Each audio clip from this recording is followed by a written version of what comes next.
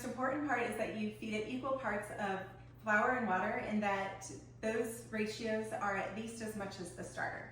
So let's see what we have left over here. So I zero out my scale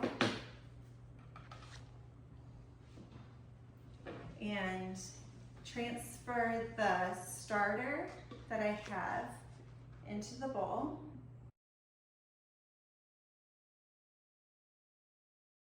Okay, so it looks like we have 194 grams.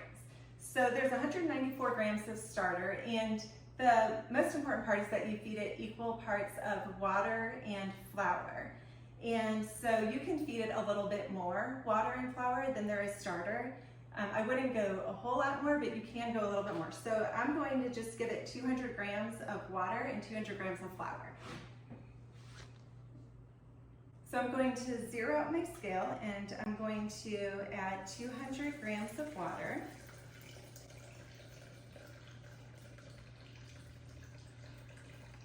And then 200 grams of flour.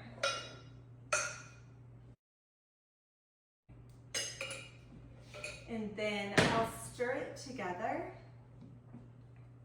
And then I'll cover this up and put it on the counter and let it double in size and get all bubbly. Now, what I like to do after it's doubled in size is transfer it back to a clean mason jar and cover it with saran wrap and put it in my refrigerator, and then it's ready to use. If you make bread several times a week, you can just leave it on your counter, but I just prefer to put it in my refrigerator.